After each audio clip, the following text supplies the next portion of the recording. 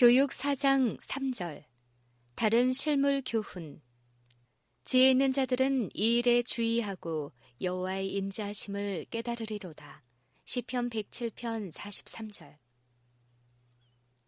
하나님의 치료 능력은 온 천연계에 두루 편만해 있다. 나무가 베어지든지 사람이 상하고 혹 뼈가 부러졌을 때에는 즉시로 그 상의 회복을 위해 치유의 힘이 작용하기 시작한다. 그 치료 작용은 필요가 생기기 전부터 준비되어 있어서 어떤 부분이 상하면 즉시 일체의 힘이 회복하는 일에 경주되는 것이다. 이것은 영적 세계에 있어서도 마찬가지이다. 죄로 인한 어떤 필요가 생기기도 전에 하나님께서는 그 구제책을 준비해 두셨다. 유혹에 약한 모든 영혼이 적에게 상함과 해를 받으나 어디든지 죄가 있는 곳에는 구주께서도 계시는 것이다. 포로된 자에게 자유를, 눈먼 자에게 다시 보게 함을 전파하며 눌린 자를 자유케 하는 것이 그리스도께서 하시는 일이다.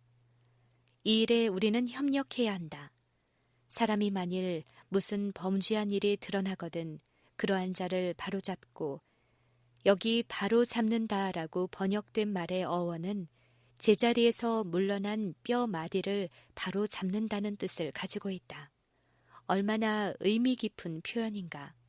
실수나 죄에 빠진 자는 자기를 둘러싼 일체의 사물과의 정당한 관계로부터 멀어진 것이다. 그는 혹 자기의 잘못을 시인하고 후회의 마음이 가득할 수도 있을 것이다. 그러나 스스로를 회복시킬 수는 없다. 그는 혼란하여 어찌할 바를 모르고 패배감으로 속수무책에 빠진다. 그는 치료를 받고 회복되어 다시 일으켜져야 할 사람이다.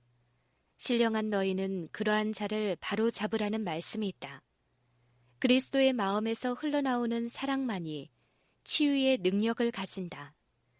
마치 나무의 수액과 체내의 혈액처럼 속에 사랑이 흐르는 사람만이 상한 심령을 회복시킬 수 있다.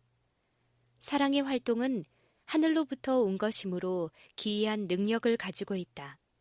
분노를 쉬게 하는 유순한 대답, 오래 참고 온유하고 허다한 죄를 덮는 사랑, 이런 교훈들을 배울 때에 과연 우리 생애에는 얼마나 큰 치료의 능력이 선물로 주어지게 될 것인가. 우리의 인생이 얼마나 바뀌어지고 지상에 서린 하늘 분위기를 얼마나 미리 맛보게 될 것인가. 이런 귀한 교훈은 작은 어린이들에게라도 깨닫도록 가르칠 수 있다. 어린이의 마음은 그 감각이 예민하고 쉽게 감명을 받는다. 또한 우리 어른들이 어린아이들과 같이 되고 예수님의 단순하고 유하고 온순한 사랑을 배우게 되면 어린이들의 마음에 감동을 주고 사랑으로 행하는 치료의 봉사를 그들에게 가르치는 일이 그다지 어렵지 않음을 깨달을 것이다. 하나님의 사업은 가장 큰 것이나 가장 작은 것이나 상관없이 모두 완전하다. 우주 공간의 모든 세계를 달아매시는 하나님의 손은 들꽃 또한 아름답게 피우시는 손인 것이다. 길가에 핀 가장 작고 흔한 꽃을 현미경으로 조사하면서 그 각 부분의 정교한 아름다움과 완전함을 주목하여 보라. 마찬가지로 아무리 미천한 사람에게서도 참된 미덕을 찾을 수 있을 것이며 아무리 평범한 일이라도 그것을 사랑하고 충실히 할 때에는 하나님의 눈앞에 아름답게 보이는 것이다. 작은 일에 성실하게 주의를 기울임으로 우리는 하나님과 함께 일하는 사람이 되고 일체를 다 보시고 아시는 하나님께 칭찬을 받을 것이다. 하늘의 빛에 아취를 걸어놓고 있는 무지개는 하나님과 땅에 무릇 혈기 있는 모든 생물 사이에 된 영원한 언약의 표이다. 또한 하늘 위에 있는 하나님의 보좌를 두른 무지개도 하나님께서 그 자녀들에게 하신 평화의 언약을 상징한다. 구름 사이에 생기는 무지개가 햇빛과 소나기의 결합으로 되는 것처럼 하나님의 보좌 위에 생기는 무지개는 하나님의 은혜와 공의의 결합을 상징한다. 죄를 지었으나 회개하는 사람을 향하여 하나님께서는 너희는 살리라, 내가 대속물을 얻었다라고 말씀하신다. 이는 노아의 홍수의 비하리로다. 내가 다시는 노아의 홍수로 땅 위에 범람치 않게 하리라 맹세한 것 같이 내가 다시는 너를 노하지 아니하며 다시는 너를 책망하지 아니하기로 맹세하였노니 산들은 떠나며 작은 산들은 옮길지라도 나의 인자는 내게서 떠나지 아니하며 화평케 하는 나의 언약은 옮기지 아니하리라. 너를 긍휼히 여기는 여호와의 말이니라. 이사야 54장 9절 10절. 별들이 주는 기별. 별들 역시 모든 인간들에게 격려가 되는 기별을 준다. 마음이 몹시 피곤할 때, 시련에 무겁게 눌릴 때, 장애물을 이길 수 없는 듯이 생각될 때, 인생의 목적이 달성될 수 없고 그 아름다운 희망이 그림의 떡처럼 허무해지는 그런 처지와 상황이 있을 때, 하나님께서는 우리에게 혼란 없는 정숙함으로 각기 길을 달리는 별들의 교훈을 통하여 용기와 불굴의 정신을 가지라고 말씀하시는 것이다. 너희는 눈을 들어 누가 이 모든 것을 창조하였나 보라. 주께서는 수요대로 만상을 이끌어내시고 각각 그 이름을 부르시나니 그의 권세가 크고 그의 능력이 강함으로 하나도 빠짐이 없느니라. 야곱아, 네가 어찌하여 이르기를 내 길은 여호와께 숨겨졌으며 송사한 것은 내 하나님에게서 수리하심을 받지 못한다 하느냐. 너는 알지 못하느냐. 듣지 못하느냐. 영원하신 하나님 여호와, 땅끝까지 창조하신 자는 피곤치 아니하시며 곤비치 아니하시며 명철이 한이 없으시며 피곤한 자에게는 능력을 주시며 무능한 자에게는 힘을 더하시나니 두려워 말라. 내가 너와 함께 함이니라. 놀라지 말라. 나는 네 하나님이 됨이니라. 내가 너를 굳세게 하리라. 참으로 너를 도와주리라. 참으로 나의 의로운 오른손으로 너를 붙들리라. 이는 나 여호와 너희 하나님이 네 오른손을 붙들고 네게 이르기를 두려워 말라. 내가 너를 도우리라. 종려나무는 사막 한 복판에서 타는 듯이 뜨거운 햇볕과 혹심한 모래바람을 맞으면서도 청청하고 무성하며 열매를 맺는다. 그 뿌리는 솟는 샘물에서 영양을 흡수한다. 그 초록빛 나는 꼭대기는 멀리 떨어진 폭염의 사막에서도 바라다 보인다. 그래서 죽을 듯이 고생하는 나그네가 그 신선한 그늘과 생명의 물을 찾아서 그들의 피곤한 발걸음을 재촉하는 것이다. 사막에 선 나무는 하나님께서 이 세상에 사는 당신의 자녀들이 어떠한 삶을 살기를 원하시는지 보여주는 하나의 상징이다. 죄의 사막에서 불안에 떨며 죽어가는 피곤한 영혼을 우리는 생명의 물가로 인도해야 한다. 우리는 동료 인간들에게 누구든지 목마르거든 내게로 와서 마시라고 초청하시는 예수님을 나타내 보여야 한다. 여러 나라의 여행과 교통의 공로가 되고 있는 넓고 깊은 강들은 세계적 복리로 평가되고 있으나 이 큰 강들이 흐를 수 있도록 한 작은 시내들에 대하여는 어떠한가? 작은 시내들이 없다면 큰 강들은 존재하지 않을 것이다. 큰 강들은 작은 시내들에 의해 존재하는 것이다. 이와 마찬가지로 어떤 큰 사업의 지도자로 있는 사람은 마치 성공이 그 한 사람의 힘으로 이루어진 것처럼 존경을 받으나 사실은 그 성공의 이면에는 세상에 이름 없는 일꾼들의 신실한 협력이 있었던 것이다. 세상의 근로자들 중 대부분은 그 하는 일에 칭찬이나 인정을 받지 못하는 형편에 있다. 이런 부류의 많은 사람들은 불평으로 가득 차서 살고 있다. 그들은 일생을 허비하는 줄로 생각한다. 그러나 나무숲과 풀밭을 뚫고 흐르면서 건강과 많은 소출과 아름다움을 가져다주는 작은 시내는 큰 강과 조금도 다름없이 그 연안에 유익을 주는 것이다. 또한 작은 시내는 큰 강의 생명을 위해 공헌함으로 자신으로서는 도저히 이룰 수 없는 과업을 달성하는 데 도움을 받고 있다. 이것은 많은 사람들에게 필요한 교훈이다. 재능이 극도로 숭배되고 지위가 지나치게 선망의 대상이 되어가고 있다. 세상에는 지도자로 인정받지 못하면 아무 일도 하지 않고 남에게 칭찬받지 않으면 일에 흥미를 갖지 못하는 사람들이 너무나 많이 있다. 우리는 받은 재능과 기회를 충실히 그리고 최고도로 이용하고 하늘이 우리에게 정해주신 운명에 만족하는 것을 배워야 한다. 신뢰의 공과. 이제 모든 짐승에게 물어보라. 그것들이 내게 가르치리라. 공중의 새에게 물어보라. 그것들이 또한 내게 고하리라. 바다의 고기도 내게 설명하리라. 욥기 12장 7절 8절. 개미에게로 가서 그 하는 것을 보고. 잠언 6장 6절. 공중의 새를 보라. 마태복음 6장 26절. 까마귀를 생각하라. 누가복음 12장 24절. 우리는 하나님께서 만드신 이 생물들에 대하여 어린이들에게 그저 말해주는 것만으로는 충분하지 않다. 그 동물들 자체가 그들의 교사가 되어야 한다. 개미는 꾸준한 노력, 끈기 있게 장애를 극복하는 자세, 장래를 위한 준비에 대하여 가르쳐준다.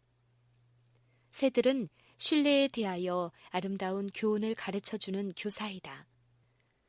우리의 하늘아버지께서 새들을 위하여 필요한 것을 준비해 주시기는 하지만 그들은 스스로 식물을 모아야 하고 보금자리를 만들어야 하며 새끼를 길러야 한다. 그들은 항상 그들을 잡아먹으려는 적에게 갑자기 공격당할 위험을 가지고 있다. 그러면서도 오히려 새들은 얼마나 즐겁게 일을 하며 얼마나 충만한 기쁨으로 그들의 섬세한 노래를 부르고 있는가. 숲속에 사는 동물에 대한 하나님의 보호하심을 묘사한 시인의 표현은 얼마나 아름다운가. 높은 산들은 사냥을 위함이여 바위는 너구리의 피난처로다. 시편 104편 18절. 하나님께서는 새들이 깃들고 나뭇가지 사이에서 소리를 바라는 산골짜기로 샘물을 흘려보내신다. 숲과 산 언덕에 사는 동물들은 다 하나님의 대가족의 일원이다. 그분께서는 당신의 손을 펴사 모든 생물의 소원을 만족해 하신다. 알프스의 독수리는 때때로 폭풍우 때문에 산의 협곡 밑까지 깊이 떨어져 들어가는 수가 있다. 폭풍이 몰고 온 구름에 갇힌 이 하늘의 왕자 독수리는 어두운 구름 덩어리로 인하여 자기가 집을 지은 해가 비치고 있는 산 꼭대기로부터 차단된다. 빠져나가려는 그의 노력은 소용이 없는 것처럼 보인다. 그는 여기저기로 돌진하며 그 강한 날개로 허공을 치고 울음소리로 메아리를 일으킨다. 그러나 필경에는 승리의 부르짖음과 함께 그 새는 위로 돌진하여 구름을 꿰뚫고 다시 밝은 햇빛이 비치는 곳으로 나와서 암흑과 폭풍을 멀리 내려다본다. 이와 같이 우리들도 고난과 실망과 암흑에 둘러싸일 수가 있다. 허위와 불행과 부정이 우리를 가두곤 한다. 우리가 쫓아버릴 수 없는 구름들이 있다. 우리는 환경과 싸우지만 헛고생을 한다. 거기서 피할 길은 하나, 오직 한 길만이 존재한다. 안개와 몽롱함이 지상을 덮고 있으나 그 구름 위에는 하나님의 빛이 비치고 있다. 믿음의 날개를 타고 우리는 하나님이 계신 햇빛 가운데로 올라갈 수가 있는 것이다. 이렇게 배울 교훈은 많이 있다. 평지나 산허리에 홀로 서서 그 뿌리를 땅속 깊이 박고 강장한 힘으로 폭풍우를 대수롭지 않게 여기는 나무로부터는 자립 동행하는 것을 배울 것이다. 묘목대로부터 구부러진 채로 있는, 다시 말해 어떤 힘으로도 그 잃어버린 균형을 회복할 수 없게 뒤틀려서 모양 없이 서 있는 나무 줄기에서는 유년기의 가마에 대하여 배울 수 있을 것이다. 잡초와 티끌로 가득한 감탕으로 된 연못에 피는 수련은 그 구멍난 줄기를 감탕 밑에 깨끗한 모래 속에 깊이 박고 거기서 생명을 빨아올려서 향기로운 꽃을 더럽히지 않고 순결한 모습으로 피게 한다. 여기서 우리는 거룩한 생애의 비결을 배울 수 있는 것이다.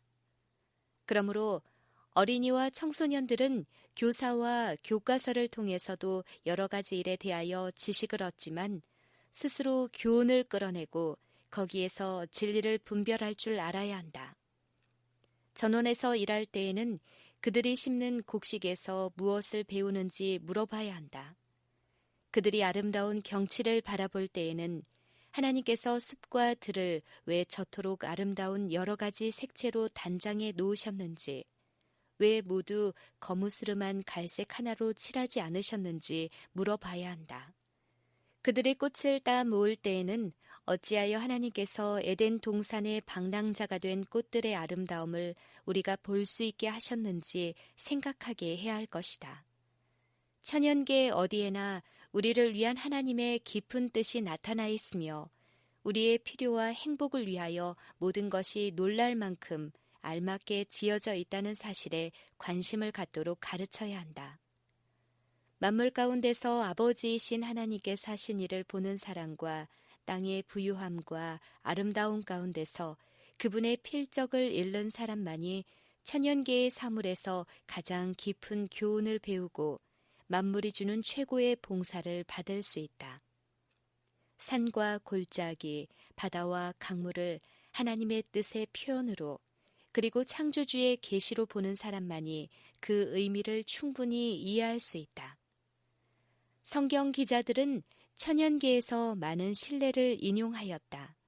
우리는 천연계의 사물을 관찰함으로써 성령의 지도 아래 하나님의 말씀에 담긴 교훈을 더욱 깊이 이해할 수 있다. 그러므로 천연계는 하나님의 말씀의 보고를 여는 열쇠가 된다. 성경의 교훈을 말해주는 사물을 천연계에서 찾고 천연계로부터 인용한 비유를 성경에서 찾아보도록 어린이들에게 권해야 할 것이다. 그들은 또한 삼라만상과 성경 두 곳 모두에서 그리스도를 나타내고 있는 것과 그리스도께서 진리를 설명하기 위하여 사용하신 것들을 일일이 찾아내야 한다. 그렇게 하면 나무와 덩굴에서 백합과 장미에서 또 해와 별에서 그리스도를 배울 수 있을 것이다. 그들은 새들의 노래에서 나무의 우는 소리에서 으르렁거리는 뇌성에서 그리고 바다가 내는 음조 속에서 그리스도의 음성을 듣는 법을 배울 수 있을 것이다. 따라서 천연계의 모든 사물은 그들에게 그리스도께서 주신 귀한 교훈을 반복하여 가르칠 것이다. 이렇게 그리스도를 익숙히 아는 자에게는 더 이상 이 지상이 적막하고 황폐한 곳이 되지 않을 것이다. 그것은 하늘 아버지의 집이 되면서 일찍이 사람들 속에 계셨던 그리스도의 임재하심으로 가득 찰 것이다.